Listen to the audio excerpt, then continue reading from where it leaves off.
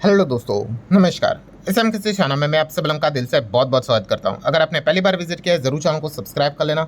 उसी के साथ साथ free stock market classes, let's learn stock market and finance, दोनों चैनल को चाहो तो फॉलो कर सकते हो। दोनों चैनल के लिंक आपको ऊपर आई बटन पे नीचे डिस्क्रिप्शन में मिल जाएंगे। सो चले दोस्तों, फिलहाल तो इस वीडियो को स्टार्ट कर लेते हैं।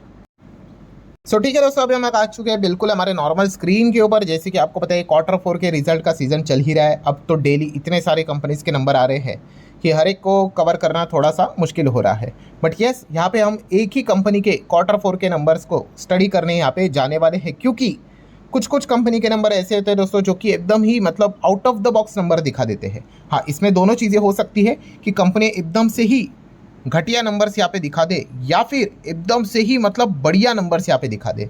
दोनों में भी यहाँ पे शॉकिंग परफॉर्मेंस देखने को मिल जाता है।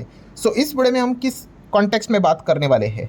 तो दोस्तों यहाँ पे हम बात करने वाले हैं पॉजिटिव शॉक के बारे में। मतलब इतने बढ़िया नंबर्स इस कंपनी ने यहाँ पे दिखाए हैं एंड मार्केट ने भी इस चीज़ को अप्रिशिएट किया है, सीधा अपर सर्किट।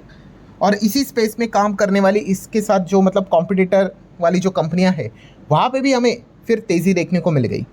इतने कमाल के नंबर्स हमें देखने को मिल चुके हैं। आप भी चाहो तो इस कंपनी के नंबर्स को स्टडी यहाँ पे कर सकते हो। यस, सबसे पहले तो कंपनी ने 11 रुपये का फाइनल डिविडेंड रिकमेंड किया है। ठीक है, वो तो अब जनरल मीटिंग होगी, शेयर होल्डर अप्रूवल दे देंगे, फिर उसके बाद वो रिकॉर्ड डेट सब सामने यहाँ पे आ जाएगी।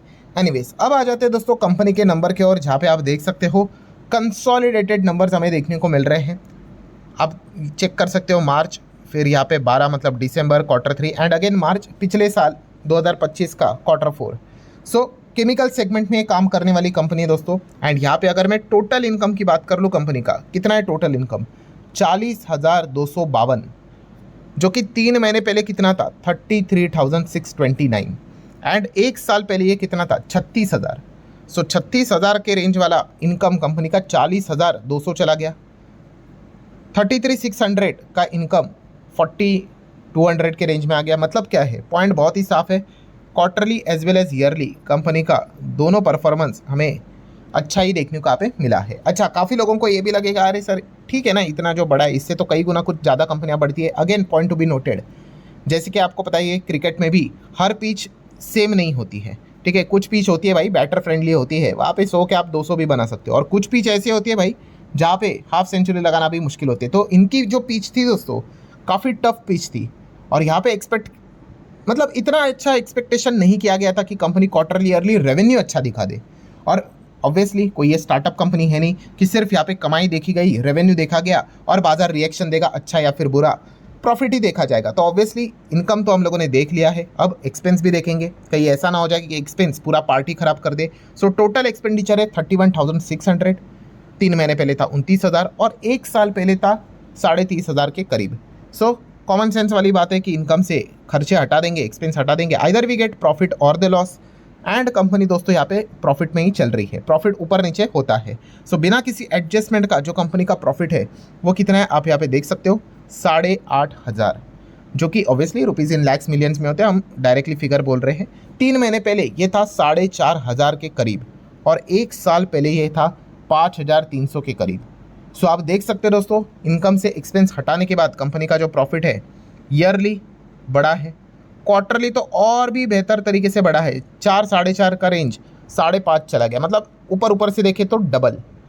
चलिए, ये भी फाइनल नंबर नहीं है क्योंकि ये तो प्रॉफिट बिफोर टैक्स है। अच्छी बात है कि कोई एक्सेप्शनल एडजस्टमेंट नहीं, वरना पूरा नंबर्स ही यहाँ पे खराब हो जाते मतलब प्रॉपर क्लैरिटी मिलती नहीं है। प्रॉफिट बिफोर टैक्स तो वही रहेगा, फिर सरकार को तो टैक्स तो यहाँ पे देना पड़ेगा, और टैक्स के मल्टीपल एडजस्टमेंट के बाद फाइनल हमें क्या मिलेगा? Point number 9, NPAT, profit after tax और प्रॉफिट फॉर द पीरियड और द ईयर। तो कितना है प्रॉफिट? तो आप देख सकते हो ऑलमोस्ट 6,500। 3 महीने पहले ये था 3,000 और एक साल पहले था ये 4,000। 4,000 का हो गया 6,500, अप्रॉक्सीमेटली 3,000 के रेंज में चलने वाली चीज़ हो गई 6,500। जो शुरुआत से हम लोगों ने देखा था वही चीज़ें प्रॉफिट तक भी, NPAT तक भी हमें देखने को मिली है। NPAT अगर इसी फॉर्म में है कंपनी का EPS भी वैसे ही रहेगा, अनटिल एंड अनलेस कंपनी कोई बोनस स्प्लिट ना दे दे। आप फाइनली यहाँ पे देख सकते हो EPS की भी अगर हम बात कर ले, कितना EPS? 19.99, मतलब 20 का EPS हो चुका है, जो कि 9.5 के आसपास था और एक साल पहले 12.25 के आसपास था।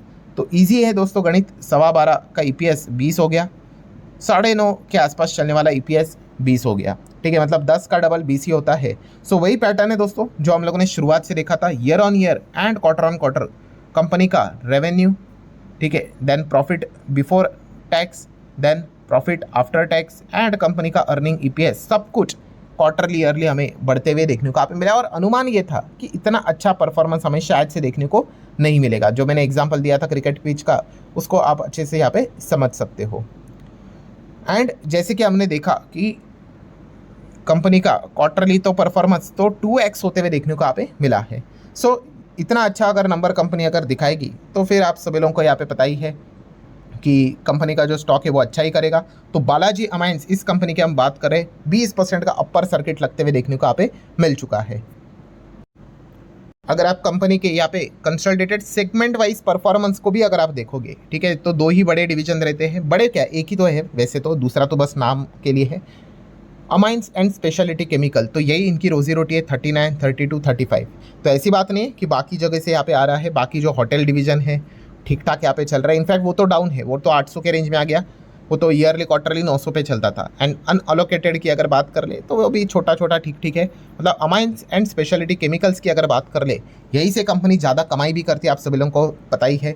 ठीक है, मतलब हम कह सकते हैं ईवी से रिलेटेड जो बैटरीज रहते हैं, एग्रो केमिकल्स की अगर हम लोग यहाँ पे बात कर ले, ठीक है, तो यहाँ पे कंपनी का बहुत अच्छा खासा बिजनेस चलते हुए देखने को मिल जाता है। नो डाउट इसमें और भी सेगमेंट आते हैं, API and all that. So company की बैलेंस शीट की भी अगर हम बात कर ले तो कैसी कंपनी की बैलेंस शीट, तो RNS आप देख सकते हो, रिजर्व्स एंड सरप्लस 2-3 साल पहले 1500 करोड़ था, बढ़कर 1700 करोड़ हो गया, बढ़कर 1800 करोड़ के आसपास गया है। ऑब्वियसली कंपनी के रिजर्व्स बढ़ेंगी। रिजर्व्स कैसे बढ़ते हैं? यस, आपका प्रॉफिट अच्छा होना चाहिए। अगर आपका PNL स्ट्रांग है तो ही आपके रिजर्व्स बढ़ेंगे। जैसे कि आपको पता है, अगर आपकी इनकम अच्छी है तो आपकी सेविंग अच्छे होने के चांसेस हो सकते हैं। अगर इनकम ही नहीं है तो सेविंग कहाँ से होगी? ठीक है, तो एक बेसिक पॉइंट मैंने आपको समझा दिया। Then LTV long term borrowing 30 crore का था, कम होके 10 करोड़ के आसपास हो गया, कम होके अब केवल 1.5 करोड़ रहा है। सो 1.5 करोड़ इतने बड़ी कंपनी के लिए कोई बड़ा अमाउंट यहाँ पे है नहीं। ऑलमोस्ट आप इसको डेट फ्री यहाँ पे कह सकते हो, नॉट टेक्निकली बट फिर भी।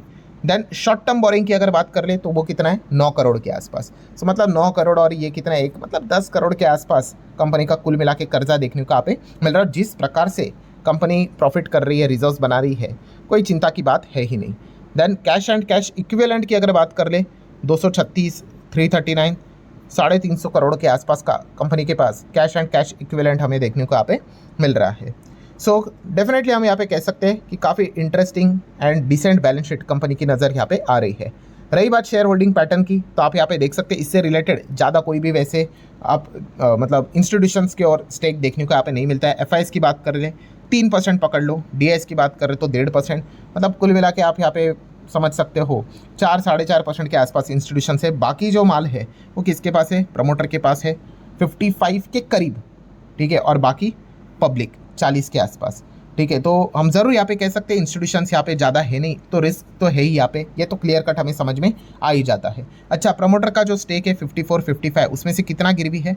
सो सितंबर क्वार्टर तक तो यहाँ पे एक स्टेक भी गिरवी नहीं था। देन दिसंबर ऑनवर्ड स्टार्ट हो गया, 17.5% के आसपास स्टेक गिरवी रखा था, जो कि अभी भी उतना ही स्टेक हमें कंटिन्यू होते हुए देखने को यहाँ पे मिल रहा है। तो अगर आप स्टडी करोगे तो इस पॉइंट को भी कंसिडर यहाँ पे कर सकते हो। सो बालाजी अमाइंस ने जिस प्रकार से नंबर्स यहाँ पे दिखाए, तो उसी के साथ थोड़ा सा कंपटीशन करने वाली एक और कंपनी है अल्काइल अमाइंस, इसके भी नंबर्स यहाँ पे सामने आए थे, तो वो भी यहाँ पे आप देख सकते हो। बस सेंटिमेंट के चलते ये भी तेज़ी दिखाते हुए देखने को मिले। आज के दिन 6-7% हमें उड़ते हुए स्टॉक देखने को यहाँ पे मिला है। मतलब पॉइंट क्या है दोस्तों, यस, कि बालाजी अमाइंस किसी ने यहाँ पे सोचा नहीं था कि ये कंपनी इतने अच्छे नंबर दिखाएगी। ठीक है, तो ये नंबर्स कंपनी ने यहाँ पे दिखाए हैं। और जैसे मैंने इसके पहले भी आपको एक बात बताई थी कि आपने एक्सेल शीट मेंटेन करके रखनी है कि कौन कौन सी कंपनियाँ नंबर अच्छा दिखाती है, और अच्छा दिखाने के साथ साथ मतलब अनुमान को भी बीट करती है, और सबसे इंपॉर्टेंट क्या रहता है, मार्केट को भी वो नंबर अच्छे लग रहे हैं।